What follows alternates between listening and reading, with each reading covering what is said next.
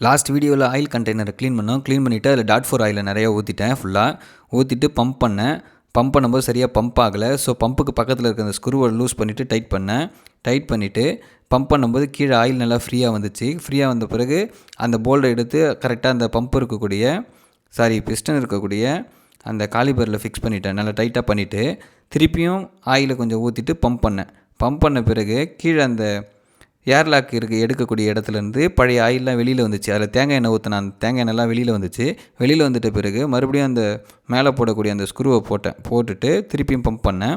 Pump பண்ணும்போது அதில் இருக்கிற பழைய ஆயிலெலாம் வெளியில் வந்துட்ட பிறகு இதோடைய மூடி போடுற கேப் இருக்குல்ல, அந்த கேப்பை எடுத்து அதை கரெக்டாக ப்ராப்பராக வச்சு அதில் ஸ்க்ரூவை போட்டு நல்லா டைட் பண்ணிட்டேன். டைட் பண்ணிவிட்டு சுற்றிட்டு பிரேக் அடித்தேன். ரொம்ப நல்லாவே பிரேக் பிடிச்சிது பழைய மாதிரி. உங்கள் வண்டியிலையும் இந்த ப்ராப்ளம் இருந்துச்சுன்னா நீங்களும் ட்ரை பண்ணுங்கள். இந்த வீடியோக்கு லைக் பண்ணிவிட்டு அப்படியே சப்ஸ்கிரைப் பண்ணிவிடுங்க. தேங்க்யூ. இந்த வண்டியை ஏன் இன்னும் ரெடி பண்ணலன்னு நிறைய பேர் கேட்டிருந்தீங்க கமெண்ட்ஸில். அது ஏன்னா எனக்கு உடம்பு சரியில்லை, அதனால் நான் இது பண்ணலை. இதுக்கப்புறம் பண்ணிடுறேன்.